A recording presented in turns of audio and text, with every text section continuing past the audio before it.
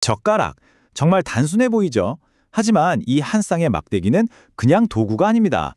한국, 중국, 일본 세 문명의 역사, 그리고 세상을 바라보는 방식까지 담겨 있는 뭐랄까, 상징적인 유물 같은 거죠. 근데 이상하지 않나요? 시작은 하나였을 텐데 어떻게 이렇게 완전히 다른 세 가지 모습으로 진화하게 된 걸까요?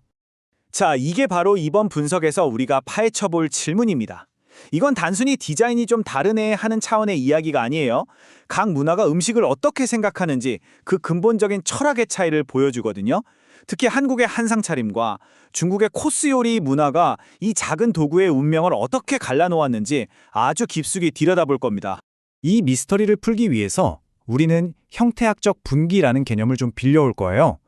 원래 생물학에서 쓰는 용어인데 이게 젓가락 이야기를 설명하는데 아주 딱 들어맞습니다.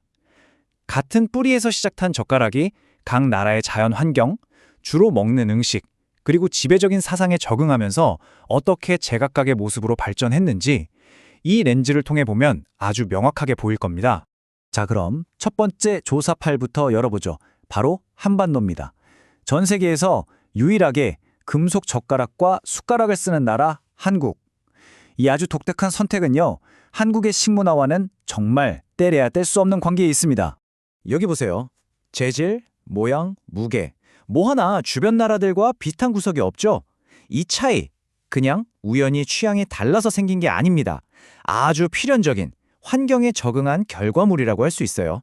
더 놀라운 건요, 이 디자인이 무려 1500년 전에 거의 완성됐다는 사실입니다. 백제 무령왕릉에서 나온 청동수저를 보면 지금 우리가 쓰는 거랑 비대나 형태가 거의 똑같아요. 이건 뭘 의미하냐면 한반도의 수저 형태가 아주 오래전에 최적의 디자인을 찾았고 그게 지금까지 변하지 않고 이어져 왔다는 강력한 증거죠. 아니 근데 왜 하필 금속이었을까요? 첫째, 위생입니다. 밥과 국, 그리고 수많은 반찬을 한 상에 쫙 펼쳐놓고 먹잖아요. 근데 김치나 젓갈처럼 짜고 수분 많은 음식들은 나무 젓가락을 금방 썩게 만들어요. 금속이 가장 현실적인 대안이었던 거죠. 둘째, 이 납작한 모양. 이건 온갖 반찬을 안정적으로 집기 위한 일종의 인체공학적 설계고요. 마지막으로 국 없으면 밥 먹는 한국인 식단, 그리고 조상님께 제사를 지내는 유교 문화 때문에 숟가락이 젓가락만큼이나 중요한 자리를 차지하게 된 겁니다. 아, 그리고 한국인들이 밥그릇을 들고 먹지 않는 거요. 이것도 사실 이 금속 문화랑 관련이 깊습니다. 옛날에 쓰던 놋그릇이나 사기그릇은 열이 엄청 잘 전달되거든요. 뜨거운 국이나 밥을 담으면 그릇이 너무 뜨거워서 손으로 들 수가 없었던 거예요.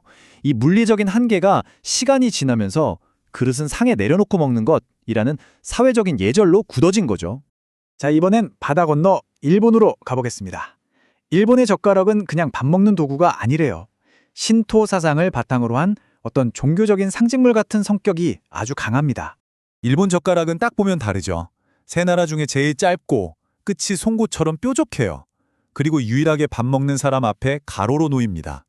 이 특징 하나하나가 전부 일본의 자연환경과 철학을 담고 있습니다. 섬나라다 보니까 주 단백질원이 생선이잖아요. 그 작은 생선 가시를 하나하나 발라내려면 젓가락 끝이 거의 수술도구처럼 정밀하고 뾰족해야만 했어요. 길이가 짧은 건 하코젠이라고 하는 개인용 밥상 문화 때문입니다. 모든 반찬이 내 손이 닿는 작은 공간 안에 다 있으니 굳이 길 필요가 없었던 거죠.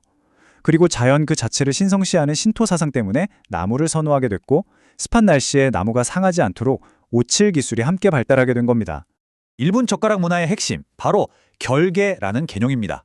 밥상 위에 가로로 놓인 젓가락이 일종의 경계선 역할을 하는 거예요. 내가 있는 인간의 세속적인 영역과 신이 내려주신 선물인 저 신성한 음식의 영역을 구분하는 거죠. 그래서 이타다키마스라고 말하면서 젓가락을 드는 행위는 이 경계를 풀고 신의 은혜를 받아들이겠습니다 하는 종교적인 의식이나 마찬가지입니다. 이 신성한 경계라는 개념 때문에 절대 해서는 안 되는 행동이 있습니다. 바로 타테바시, 젓가락을 밥의 수직으로 푹 꽂는 행위예요. 이건 장례식에서 고인에게 밥을 바칠 때만 하는 행동이라서 살아있는 사람의 밥상에서 이걸 한다는 건 죽음을 부르는 아주 나쁜 행위로 여겨집니다. 자, 마지막으로 젓가락의 탄생지 중국입니다.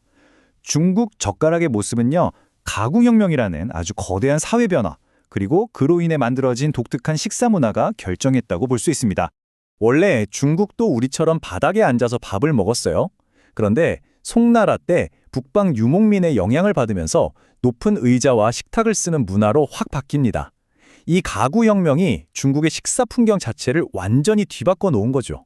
자, 높은 의자에 앉아서 커다란 원형 식탁에 여러 명이 둘러앉게 됐어요. 그럼 어떻게 될까요? 그렇죠. 저 멀리 있는 음식을 집으려면 젓가락이 길어질 수밖에 없었던 겁니다. 네 팔의 연장선처럼요. 이건 또 여러 음식이 차례대로 나오는 시간 전개형 코스 문화하고도 딱 맞아떨어지면서 발전하게 됩니다.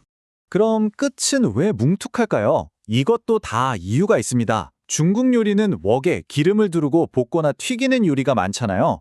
뾰족한 끝으로는 미끌미끌한 음식을 안정적으로 집기가 너무 힘들어요.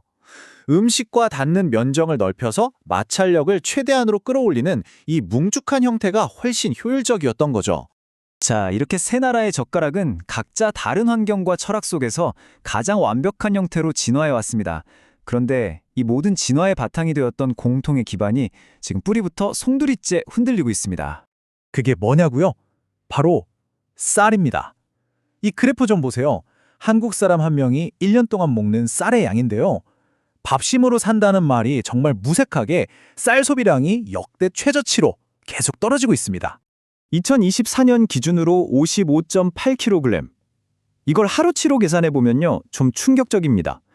요즘 한국 사람은 하루에 밥 한 공기도 채 안 먹는다는 계산이 나와요. 근데 이게 비단 한국만의 문제는 아닙니다. 일본도 상황은 거의 비슷해요. 이건 명확한 사회 경제학적 법칙을 보여주는 건데요.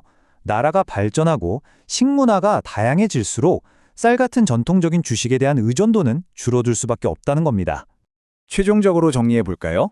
한국의 금속 젓가락은 위생과 한상 차림이라는 공동체를 위해서, 일본의 나무 젓가락은 정밀함과 개인의 신성한 공간을 위해서, 그리고 중국의 긴 젓가락은 코스 요리라는 시간의 흐름 속에서 사회적 관계를 맺기 위해서 이렇게 각자 다른 길을 걸어온 겁니다. 바로 이 지점에서 우리는 아주 거대한 역사적 역설과 마주하게 됩니다.